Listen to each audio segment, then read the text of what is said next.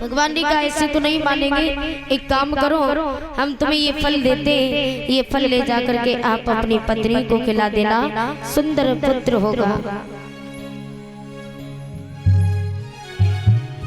तो कहा कि आप झूठ बोलते हो। भगवान कहने लगे हम संतों की वाणी कभी मिथ्या नहीं होती, मिथ्या माने झूठी। कि मोरे वचन चाहे पड़ी जाए फीका, मोरे वचन चाहे पड़ी जाए फीका।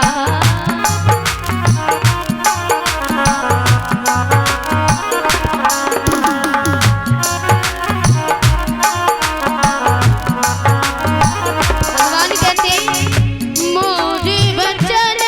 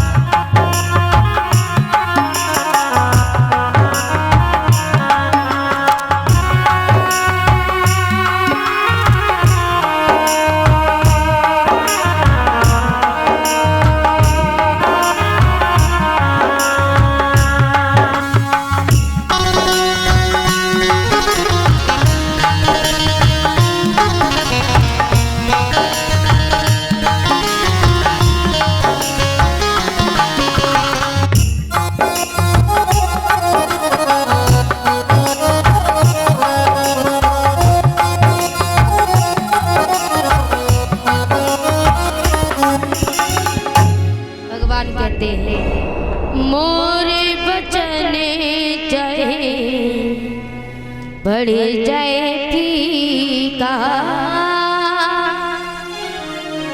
संत वचन पत्थर की लीका। भगवान ने कहा हम संतों की वाणी कभी मिथ्या नहीं होती। कि मोरे वचन चाहे पड़े जाए फीका, मोरे वचन चाहे पड़े जाए फीका, संत वचन पत्थर की लीका, संत वचन पत्थर की लीका। भगवान संत जी को समझा करके, ब्राह्मण देव को समझा करके वापस करते। ब्राह्मण देव प्रसन्न हो करके फल लेकर के अपनी पत्नी के पास में पहुंचे।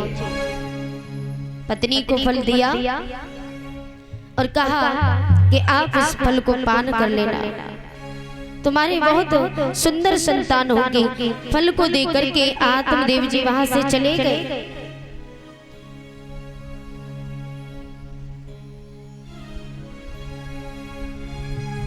जय जय श्री राम। आत्मदेव जी के जाने के बाद धुंधली को चिंता होने लगी, चिंता में पड़ गई। बोली कि मैं क्या करूं, क्योंकि वो अपने जीवन में अपना गर्भ धारण करना नहीं चाहती थी। वो नहीं चाहती कि मेरा गर्भ धारण हो, इसलिए चिंता में पड़ जाती है। थोड़ी देर बाद उसकी छोटी बहन आई तो छोटी बहन ने कहा बहन क्या बात है, तुम चिंता में क्यों? तो बोली कि मेरे पति ने ये फल दिया और यदि मैंने इस फल को ग्रहण कर लिया, पान कर लिया, तो मेरा गर्भ धारण हो जाएगा। और वो अपने जीवन में गर्भ धारण करना नहीं चाहती थी। इसी बात की चिंता सताने लगी तो कहा कि बहन इस बात की तुम चिंता मत करो। बोले मेरा गर्भ धारण है, तेरे पति को धन की, बोले तेरे पति को संतान की आवश्यकता है और मेरे पति को धन की आवश्यकता है। मेरे घर में धन नहीं संतान है और तेरे घर में धन है संतान नहीं है, तो इसलिए एक काम करो, इस फल को फेंक दो, मेरे जो भी संतान होगी वो मैं संतान आपको सौंप दूंगी। बोले ठीक है। फल को लेकर के धुंधली ने गाय की नाद में डाल दिया। गाय माता ने उस फल को ग्रहण किया। धीरे धीरे समय व्यतीत होता गया। 9 मास भरपूर होने के लिए आए और 9 महीने व्यतीत होने के बाद उसकी छोटी बहन के गर्भ से पुत्र का जन्म होता। बोली भागवत महापुराण की। पुत्र का जन्म हुआ तो उसने अपने पुत्र का नामकरण संस्कार किया।